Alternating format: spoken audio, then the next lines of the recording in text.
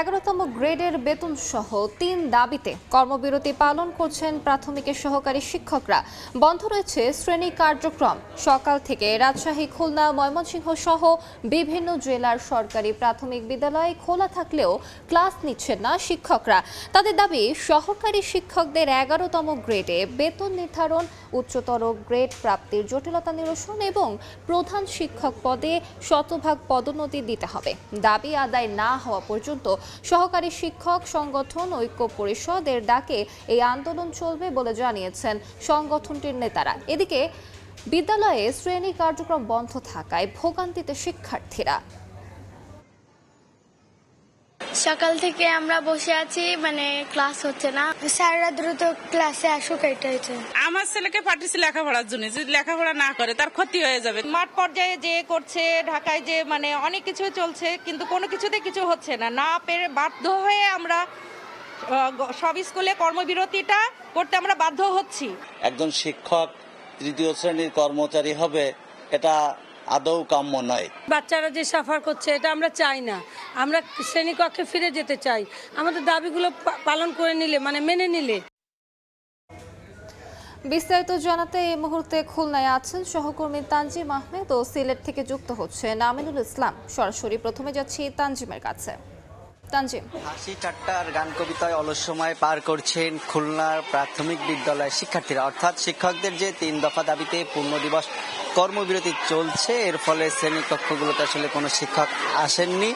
এর ফলে আসলে যে পাঠদান কার্যক্রম সেটি বন্ধ রয়েছে। শিক্ষার্থীরা তাদের যে নিয়মিত রুটিন অনুযায়ী তারা বিদ্যালয়ে এসেছিলেন সকালেই, এরপরে তারা আসলে ঘুরে ফিরে বেড়াচ্ছেন, শ্রেণীকক্ষে বসে রয়েছেন, আনন্দ উদযাপন করছেন। এবং তবে শিক্ষকদের সাথে তারা কথাও বলার চেষ্টা করছেন, কিন্তু আসলে শিক্ষকরা শ্রেণীকক্ষে আসবেন না। তাদের যে দাবি, এই দাবিতে কর্মবিরতি অব্যাহত থাকবে বলে জানিয়েছেন। আমরা খুলনার একাধিক প্রাথমিক বিদ্যালয়ে আসলে ঘুরেছি সকাল থেকে, সেখানে শিক্ষার্থীর সাথে কথা বলেছি, অভিভাবকদের সাথে কথা বলেছি। অর্থাৎ শিক্ষা কার্যক্রমের প্রাথমিকে যে পূর্ণ দিবস কর্মবিরতি শুরু হতে স্থবিরতা বলতে হবে। অভিভাবকরা অনেক শিক্ষার্থীকে এসে তাদেরকে নিয়ে যাচ্ছেন, তাদেরকে এসে আসলে ব্যাগ ঝুলিয়ে অনেকে ফিরে গিয়েছেন। ক্লাস যখন হবে না আসলে শিক্ষকদের সাথে শুনেছেন, নিশ্চিত হয়েছেন। এর ফলে আসলে অভিভাবকদের সাথে আমরা কথা বলেছি, শিক্ষার্থীদের সাথে কথা বলেছি। তারা কিন্তু আসলে বলতে চাচ্ছেন যে দ্রুত যেন শিক্ষকদের দাবি বা যেভাবে সুযোগ আছে তাদের তাদের যে কার্যক্রম সেটি শুরু করা হয়। অর্থাৎ শিক্ষকরাও তাদের যে অফিস লাইব্রেরিগুলো সেখানে বসে অপেক্ষা করছেন, তাদের যে কর্মবিরতি সেটি বজায় রেখেছেন। প্রয়োজন আরো কঠোর আন্দোলনে তারা যাবেন বলে আমাদেরকে জানিয়েছেন। খুলনা থেকে যে প্রাথমিক শিক্ষকদের কর্মবিরতির ফলে সৃষ্ট পরিস্থিতি, আমার কাছে এই ছিল সর্বশেষ। আমরা একটু যেতে চাই সিলেটে, সেখানে রয়েছেন সহকর্মী আমিনুল ইসলাম, সরাসরি যাচ্ছি তার কাছে। ধন্যবাদ সহকর্মীকে। সিলেটেও কিন্তু একই অবস্থা। সিলেটের যে সদর উপজেলার কথা যদি বলিস, প্রায় 127টা বিদ্যালয়, এবং এই 127টা বিদ্যালয়ের প্রত্যেকটি বিদ্যালয়তে কিন্তু আমরা দেখেছি যে এই শিক্ষকদের যে কর্মবিরতি সেটি চলছে। আমরা এই মুহূর্তে রয়েছি জিন্দাবাজার সরকারি প্রাথমিক বিদ্যালয়, যেটি একদম শহরেই। আমরা একদম সকাল থেকে এখানে দেখছি যে শিক্ষক যারা রয়েছেন তারা কিন্তু এই কর্মবিরতিটি চালাচ্ছেন, এবং তারা বলছেন যে দীর্ঘদিন ধরেই আসলে তাদের এই দাবিটি আসলে বাস্তবায়ন হচ্ছিল না, এবং তারা বারবার কিন্তু কর্মসূচি পালন করেছেন। নানা ধরনের কর্মসূচি ছিল, তারা দিনব্যাপী কর্মসূচি ছিল এর আগে। এই কর্মসূচিগুলোতে সরকারের নজর না থাকার কারণে তারা আজকের এই কর্মসূচি তারা পালন করছেন।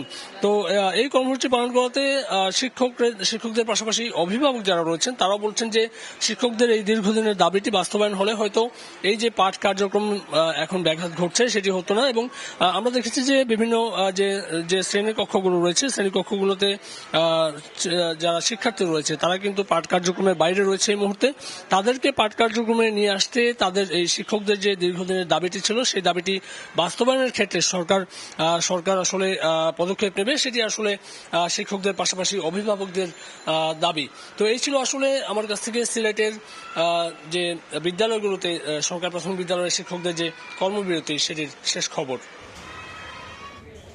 সরাসরি যুক্ত ছিলাম সিলেট ও খুলনায়।